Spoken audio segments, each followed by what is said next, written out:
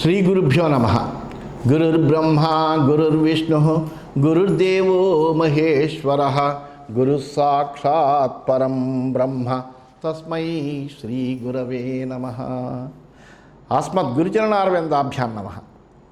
నిన్నటి మన మహాభారతంలో ఆ ధృతరాష్ట్రుడు చెప్పవలసినటువంటి విషయాలన్నీ చెప్పి సంజయుణ్ణి పాండవుల దగ్గరికి దూతగా పంపించాడు. ధృతరాష్ట్రుడు శాంతినే కోరుకుంటున్నాడని చెప్పమన్నాడు. వాళ్ళ యొక్క క్రోధము ఎంత మాత్రమో కూడా పెరగకుండా శాంతింపజేసేటట్టుగా మాట్లాడాలి అని చెప్పాడు. యుధిష్ఠిరుడి యొక్క క్రోధాన్ని మటుకు తట్టుకోలేము అని చెప్పాడు. వెంటనే ఆ సంజయుడు వచ్చాడు, ధర్మరాజుని చూశాడు. ధర్మరాజుని కుశల ప్రశ్నలు వేసి అంతా కులాసా అని అడిగాడు. వెంటనే యుధిష్ఠిరుడు కూడా ఆ సంజయుడిని చూసి మిక్కిలి ఆనందపడినటువంటి వాడై అందరి యొక్క కుశల వార్తలు అడుగుతున్నాడు. అడుగుతూ అంటున్నాడు, ఇంకా స్త్రియో వృద్ధా భారతానాం జనన్యః మహానస్యో దాసభార్యాశ్చ సూత వధ్వపుత్రా భాగినేయా భగిన్యః దౌహిత్రా వా కచ్చిదప్యవ్యలీకాః. ఈ భరతవంశీయుల యొక్క వృద్ధ స్త్రీలు, తల్లులు, వంటలు చేసేటువంటి వాళ్ళు, దాసీ పని చేసుకునేటువంటి వాళ్ళు, వాళ్ళ భార్యలు, కోడళ్ళు, కొడుకులు, మేనళ్ళు, తోబుట్టులు, దౌహిత్రులు, ఇలా ఎవరైతే ఉన్నారో వాళ్ళందరూ కూడా కపటం లేకుండా సంచరిస్తున్నారా?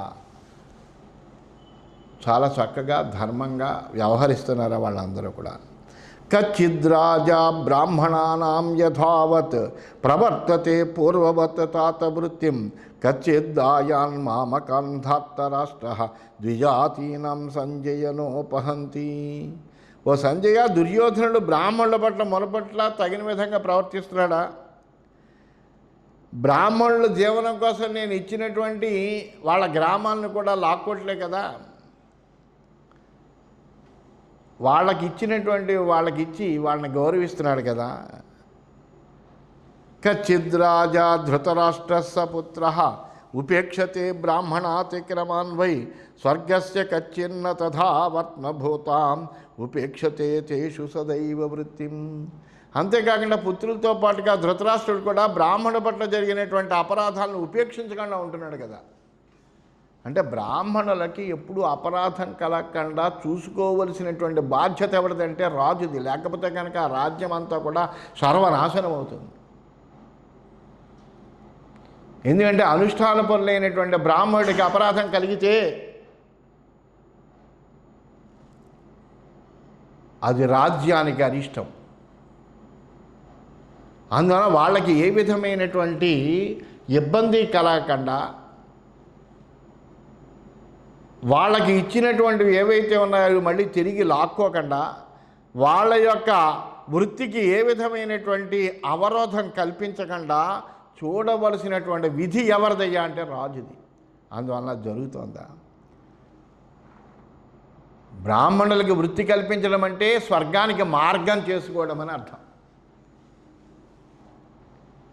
అది మనకి ఎవరు చెబుతున్నారు? భారతం చెబుతున్నారు, వ్యాసుడు చెప్పాడు, మనం అనుకునేటువంటిది కాదు. స్వర్గస్య కచ్చిన్న తథా వర్త్మభూతాం ఉపేక్షతే తేషు సదైవ వృత్తిం అని వ్యాస భగవానుడే చెప్పాడు. బ్రాహ్మణులకు వృత్తి కల్పించడం అంటే అది స్వర్గానికి మార్గం లాంటిది. దాన్ని రాజు ఉపేక్షించాడు కదా.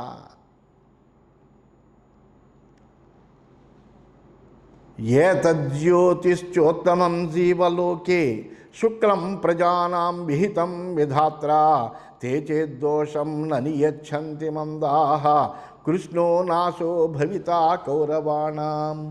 బ్రాహ్మణులకు జీవికను కల్పిస్తే కనుక పరలోకాన్ని చూపేటువంటి ఒక గొప్ప వెలుగది. మనకెప్పుడు కూడా ఇహం పరము, ఇహలోకంలో మనం అనేకములైనటువంటి భాగ్యాలతోటి మనము సుఖాలను పొందుతాం.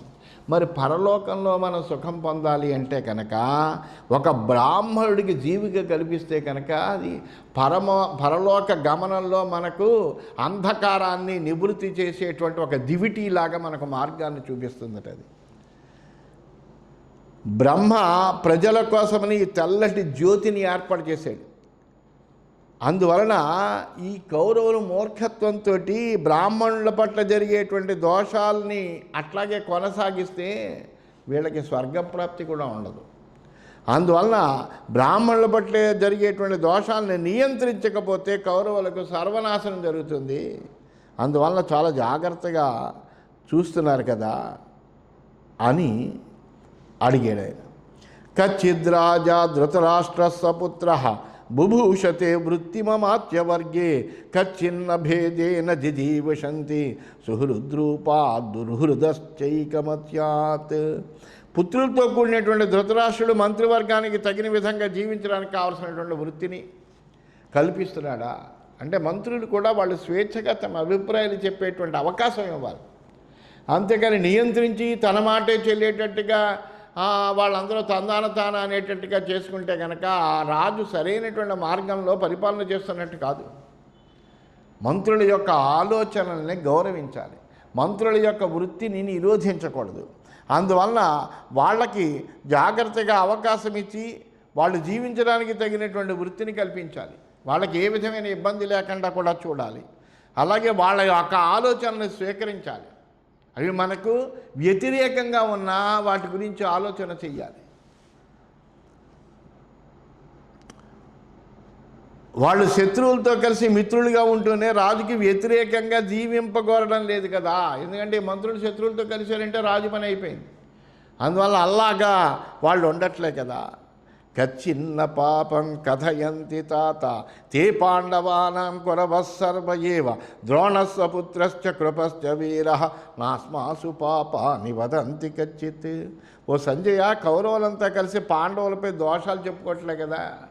ఈ పాండవులు అటువంటి వాళ్ళు ఇటువంటి వాళ్ళు ఇద్దరు కలిస్తే ఏం చేస్తారు, మూడో వాడి మీద గురించి మాట్లాడుకుంటూ ఉంటారు. అలాగా ఈ పాండవుల మీద దోషాలను చెప్పుకోవటం లేదు కదా. పుత్రులతో పాటు ద్రోణుడు వీరుడైనటువంటి కృపుడు కూడా మా విషయంలో దోషాలను ఏమీ చెప్పడం లేదు కదా. కచ్చిద్రాజ్యే ధృతరాష్ట్రం సపుత్రం సమేత్యాహు కురవస్సర్వయేవ కచ్చిదృష్ట్వా దస్యు సంఘాన్ సమేతాన్ స్మరంతి పార్థస్య యుధాం ప్రణేతు. కురువంశీయులంతా వెళ్ళి ఎప్పుడైనా దుర్యోధనుడితో ఉన్నటువంటి ధృతరాష్ట్రుడితో అంటే దుర్యోధనుడు కూడా ఉండగా ధృతరాష్ట్రుడితోటి పెద్దలందరూ వెళ్ళి మాకు రావలసినటువంటి రాజ్యాన్ని గురించి మాట్లాడుతున్నారా? దుర్యోధనుడు లేకుండా మాట్లాడచ్చు. మాట్లాడితే ధృతరాష్ట్రుడు తల ఊపుతాడు, మళ్ళీ దుర్యోధనుడు వచ్చి మళ్ళీ ఏదైనా మాట్లాడితే ఆయనకి తలకాయ ఊపుతాడు. అందువల్ల ఉపయోగం లేదు. అందువల్ల దుర్యోధనతో ఉండగా ధృతరాష్ట్రుడితోటి పాండవుల రాజ్యభాగం వాళ్ళకి ఇవ్వాలి అనేటువంటి విషయం ఎవరైనా అసలు చెబుతున్నారా, మాట్లాడుతున్నారా? వాళ్ళు ఎప్పుడైనా రాజ్యంలో ఉండేటువంటి దోపిడీ మొక్కలను చూసి యుద్ధ నిర్వాహకుడైనటువంటి అర్జునుడిని స్మరిస్తున్నారా? మౌర్వీ భుజాగ్ర ప్రహితాన్ స్మతాత దోధూయమానేన ధనుర్గుణేన గాంధీవనున్నాన్ స్తనయితృఘోషాన్ అజిహ్మగాన్ కచ్చిదనుస్మరంతి. సంజయ, అల్లెతాడు భుజాల వరకు లాగి ప్రయోగింపబడేటువంటివి అర్జునుడి బాణాలు. ఆకర్ణాంతము లాగి ఒక్కసారిగా వదులుతాడు ఆయన బాణాలు. వింటినారిని కంపింపజేస్తూ గాంధీవం నుండి వెలువడి మేఘం వలె ధ్వనించే అర్జునుడి యొక్క బాణాలని వాళ్ళు గుర్తు చేసుకుంటున్నారా? అంటే అర్జునుడి పరాక్రమం గురించి వాళ్ళు స్మరిస్తున్నారా లేదా? చాలా చక్కగా మాట్లాడాడు ఆయన. నాపస్యం కంచిదహం పృథివ్యాం యోధం సమం బాధికమర్జునేన యస్యైక షష్టిర్నిహితాస్తీక్ష్ణధారా సువాసస సమ్మతో హస్తవాప. ఒక్కసారి మంచి పిడులు కలిగినటువంటి 61 తీక్ష్ణ బాణాలను ఒకే సమయంలో ప్రయోగింపగలిగినటువంటి వాడు అర్జునుడు. ఒకేసారిగా 61 బాణాలని ఒక్కసారిగా ప్రయోగింపగలుగుతాడు ఆయన. అటువంటి అర్జునుడితో సమానుణ్ణి కానీ అంతకంటే గొప్ప యోధుణ్ణి కానీ ఈ భూమి మీద నేను ఇప్పటివరకు చూడలేదయ్యా. అటువంటి చేతి నేర్పు కలిగినటువంటి వాడు అర్జునుడు అన్నాడు.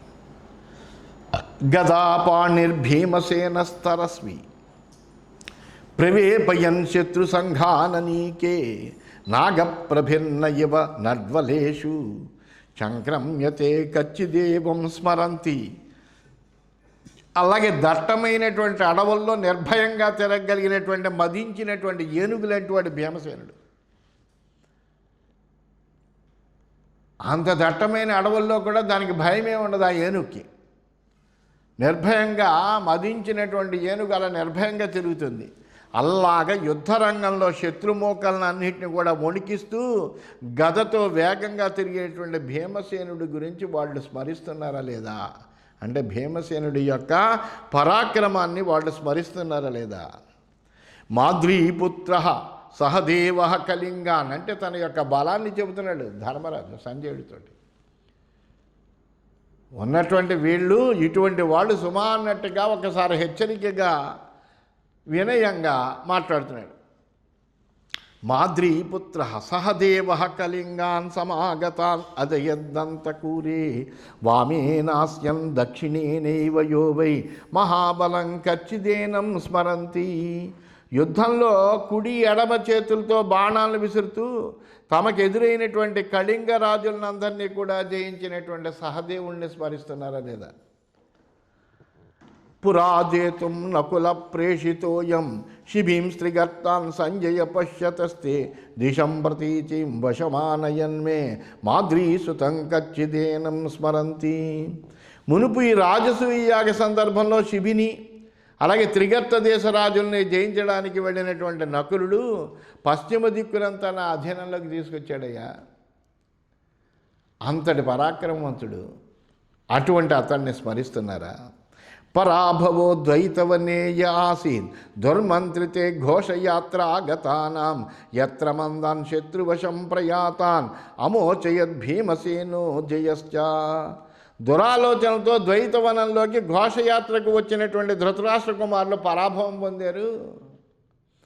శత్రువులు అధీనమైపోతున్నటువంటి మందబుద్ధులని ఈ భీమార్జునులు వెళ్ళి బంధ విముక్తుల్ని చేశారు. ఆ సంగతి వాళ్ళు గుర్తుపెట్టుకున్నారా లేదా. అహం పశ్చాద్ అర్జునమభ్యరక్షం మాద్రీపుత్రౌ భీమసేనోప్యరక్షత్ గాంధీవధన్వా శత్రు సంఘానుదస్య స్వస్యాగమత్ కచ్చిదేనం స్మరంతి. అప్పుడు నేను యజ్ఞం ద్వారా వెనక నుండి అర్జునుడిని రక్షించాను. భీమసేనుడు నకుల సహదేవుని రక్షించాడు. గాంధీవధారి అయినటువంటి అర్జునుడు శత్రువులందరినీ కూడా పారద్రోలి క్షేమంగా తిరిగి వచ్చాడు. ఈ విషయాలన్నీ కౌరవులు స్మరిస్తున్నారా. న కర్మణ సాధునైకేన నూనం సుఖం శక్యం వై భవతీహ సంజయ సర్వాత్మనా పరిజేతుం వయం చేద్ న శక్నుమో ధృతరాష్ట్రస్య పుత్రం. సంజయ, మేము ఆ దుర్యోధనుడిని దాన భేద దండాలనే ఉపాయాలతో జయింపలేకపోతే సామోపాయం చేత అతన్ని అసలే జయించలేమయ్యా. ఇది నిశ్చయమే. అందువలన అన్ని రకాలుగాను కూడా మేము ఆ దుర్యోధనుడిని జయించగలము. అందులో ఏమీ సందేహమేం లేదు అన్నటువంటి విషయం స్పష్టపరుస్తూ ప్రశ్న వ్యాజంతో సంజయుడిని తోటి వీళ్ళన్నీ కూడా స్మరిస్తున్నారా అంటూ ఆయన సంజయుడితో మాట్లాడాడు. ఇది శ్రీమన్ మహాభారతే ఉద్యోగ పర్వణి సంజయయాన పర్వణి యుధిష్ఠిర ప్రశ్నే త్రయోవింశోధ్యాయ. ఈ విధంగా శ్రీమన్ మహాభారతంలో ఉద్యోగ పర్వంలో సంజయయాన పర్వం అనే ఉపపర్వంలో యుధిష్ఠిర ప్రశ్న అనేటువంటి 23వ అధ్యాయం పూర్తయింది. మనం 24వ అధ్యాయంలోకి ప్రవేశించాం. ఈ మాటలన్నీ కూడా సంజయుడు చాలా జాగ్రత్తగా విన్నాడు. విన్నటువంటి వాడే ఆ సంజయుడు సమాధానం చెబుతున్నాడు. యథార్థమే పాండవ తత్తథైవ కురున్ కురు శ్రేష్ఠ జనం చ పృచ్ఛసి అనామయాస్తాత మనస్వినస్తే కురు శ్రేష్ఠాన్ పృచ్ఛసి పార్థయం యాంస్త్వం. సంజయుడు చెబుతున్నాడు, కురుశ్రేష్ఠ యుధిష్ఠిరా, నువ్వు నన్ను అడిగినట్టుగా అక్కడంతా కూడా అలాగే ఉన్నారు. కౌరవులు జనులు అందరూ కూడా కులాసగా ఉన్నారయ్యా. అభిమానవంతులైనటువంటి కురుశ్రేష్ఠులంతా నువ్వు అడిగినట్లుగానే కులాసగానే ఉన్నారు. సంచేవ వృద్ధా సాధవో ధార్తరాష్ట్రే సంచేవ పాపా పాండవతస్య విద్ధి దద్యాద్రిపుభ్యోపి ధార్తరాష్ట్ర కుతో దాయాన్ లోపయేద్ బ్రాహ్మణానాం. దుర్యోధనుడి దగ్గర సత్పురుషులైనటువంటి వృద్ధులు కూడా ఉన్నారు, పాపాత్ములైనటువంటి వాళ్ళు ఉన్నారు. అంటే ఆ దుర్యోధనుడి దగ్గర సజ్జనులు ఉన్నారు, పాపాత్ములు ఉన్నారు. దుర్యోధనుడు శత్రువులకైనా కానీ దానం చేస్తాడు. ఇంకా బ్రాహ్మణు మాన్యాలను ఎందుకు హరిస్తాడయ్యా? అందువల్ల వాళ్ళ మాన్యాలనేమీ హరించట్లేదు. యద్యుష్మాకం వర్తతే సౌన ధర్మ్యం అదృగ్ధేషు దృగ్ధవత్తన్న సాధు మిత్రధృక్ష్యాధృతరాష్ట్రస్య పుత్ర యుష్మాన్విషన్ సాధు వృత్తాన సాధు. దుర్యోధనుడి పట్ల ఎప్పుడు ద్రోహం చెయ్యని మీ పట్ల ధృతరాష్ట్రుడు ద్రోహ చింతన చేస్తే అది వానికి మంచిది కాదు. ఆ ధృతరాష్ట్రుడికే మంచిది కాదు అది. ఎందుకంటే మీ వంటి మంచి నడవడిక కలిగినటువంటి వాళ్ళని ద్వేషించకూడదు. మీలాంటి మంచి ప్రవర్తన కలిగినటువంటి శీలవంతులైనటువంటి ధర్మపరులైనటువంటి మిమ్మల్ని కనుక ద్వేషిస్తే ధృతరాష్ట్రుడు మిత్రద్రోహి అవుతాడు, చెడ్డవాడవుతాడయ్యా. నానుజానాతి భృశంచ తప్యతే శోచత్యంతస్థవిరో అజాతశత్రో శృణోతి బ్రాహ్మణానాం సమేత్య మిత్రద్రోహ పాతకేభ్యో గరీయాన్. ధృతరాష్ట్రుడు తన కొడుకుల్ని మీ పట్ల ద్రోహం చేయడానికి అనుమతించడం లేదు. పైగా మీ పట్ల వాళ్ళ మనస్సులో ఉండేటువంటి ద్రోహ చింతనకు మనస్సులో మిక్కిలి బాధపడుతున్నాడు. మిత్రద్రోహం అనేటువంటిది సమస్త పాతకాల కంటే కూడా చాలా గొప్పదైనటువంటిది, పెద్దది కూడా. మిత్రద్రోహం ఎప్పుడు చేయకూడదు. అందువలన బ్రాహ్మణులు చెప్పేటువంటి మాటలన్నీ కూడా చాలా శ్రద్ధగా వింటున్నాడయ్యా. స్మరంతి తుభ్యం నరదేవ సంయుగే యుద్ధే చ జిష్ణోశ్చ యుధం ప్రణేతు సముత్కృష్టే దుందుభి శంఖశబ్దే గదాపాణిం భీమసేనం స్మరంతి. నువ్వు అడిగావు కదా, కౌరవుల యుద్ధ ప్రసంగంలో మీ గురించి, అలాగే మీలో వీరుడైనటువంటి సర్వశ్రేష్ఠ ధనుర్ధారి అయినటువంటి అర్జునుడి గురించి స్మరిస్తున్నారయ్యా. యుద్ధ సమయంలో దుందుభి శంఖధ్వనులు వినబడుతూ ఉన్నప్పుడు గదాపాణి అయినటువంటి భీమసేనుడు గుర్తుకొస్తాడు. మాద్రీసుతౌ చాపిరణాది మధ్యే సర్వాదిశ సంపతంతౌ స్మరంతి శేనాం స్పర్శంతౌ శరవర్షైరజస్రం మహారథౌ సమరే దుష్ప్రకంపౌ. శత్రువులు దండెత్తినప్పుడు మహారథులు చెలింపడానికి శక్యం కాకుండా ఎడతెగని బాణవర్షం కురిపించేటువంటి వాళ్ళు, అన్ని దిక్కులా సంచరిస్తూ ఉండేటువంటి వాళ్ళని కౌరవులు స్మరిస్తున్నారయ్యా. నత్వేవ మన్యే పురుషస్య రాజన్ అనాగతం జాయతే యద్భవిష్యం త్వంచేత్తథా సర్వధర్మోపపన్నః ప్రాప్త క్లేశం పాండవకృచ్ఛరూపం త్వమేవైతత్కృచ్ఛగతశ్చ భూయః సమీకుర్యా ప్రజ్ఞయా జాతశత్రు. ఓ యుధిష్ఠిరా, అన్ని ధర్మాలు తెలిసినటువంటి నువ్వు కూడా ఇంతటి కఠినమైనటువంటి కష్టాన్ని పొందేవంటే మానవుడికి భవిష్యత్తులో ఏం జరుగుతుందో తెలవదు అనే మేము అనుకుంటున్నాం. ఎందుకంటే నీలాంటి వాడికి కష్టాలేంటి అంటే రేపేం జరుగుతుందో ఎవడికి మానవులకి తెలవదు, అందులో ఏమీ సందేహం లేదు. ఇంతటి కష్టంలో ఉన్నప్పటికీ నువ్వు నీ ప్రతిభతో శాంతికి ఉపాయాన్ని ఆలోచించాలి. ఇప్పుడు న కామార్థం సంత్యజేయుర్హి ధర్మం పాండోః సుతా సర్వ ఏవేంద్రకల్పాః త్వమేవైతత్ ప్రజ్ఞయా జాతశత్రో సమీకుర్యా येन శర్మ ఆప్నుయుస్తే ధార్తరాష్ట్రాః పాండవాః సంజయాస్తయే చాప్యన్నే సన్నివిష్టా నరేంద్రాః. ఓ యుధిష్ఠిరా, ఇంద్రుడితో సమానమైనటువంటి పరాక్రమం కలిగినటువంటి పాండవులు తమ కోరికల కోసం ధర్మాన్ని ఎప్పుడు కూడా విడిచిపెట్టరు. ఆ విషయం మాకు తెలుసు. కౌరవులు, పాండవులు, సృంజయులు, ఇంకా ఇక్కడ ఉన్న రాజన్యులంతా క్షేమంగా ఉండే విధంగా నువ్వే గొప్ప మనస్సుతోటి, నీ ప్రతిభతోటి ఈ సమస్యను ఎలా పరిష్కరించాలి అనేటువంటిది ఆలోచన చెయ్యాలయ్యా. యన్మాబ్రవీధృతరాష్ట్రో నిశాయాం అజాతశత్రు వచనం పితా తే సహామాత్య సహ పుత్రశ్చ రాజన్ సమేచ్యతాం వాచమిమాం నిబోధ. అంతేకాదే ధృతరాష్ట్ర, నీ తండ్రి అయినటువంటి ధృతరాష్ట్రుడు రాత్రి నాతో చెప్పినటువంటి ఈ మాటలను నువ్వు నీ మంత్రులకు, సోదరులకు, పుత్రులకు అందరికీ కూడా తెలియజెప్పు. అందువలన ఏ విధంగా ఈ సమస్య శాంతియుతంగా పరిష్కారం జరుగుతుందో ఆ విధంగా నీ ప్రతిభతోటి నువ్వే ఆలోచించవలసిన సమయం ఆసన్నమైంది. అది నువ్వు ఆలోచన చెయ్యి అంటూ సంజయుడు చెప్పాడు. ఇది శ్రీమన్ మహాభారతే ఉద్యోగ పర్వణి సంజయయాన పర్వణి సంజయ వాక్య చతుర్వింశోధ్యాయ. ఈ విధంగా శ్రీమన్ మహాభారతంలో ఉద్యోగ పర్వంలో సంజయయాన పర్వం అనే ఉపపర్వంలో సంజయ వాక్యం అనేటువంటి 24వ అధ్యాయం ముగిసిందని తెలియజేస్తూ స్వస్తి.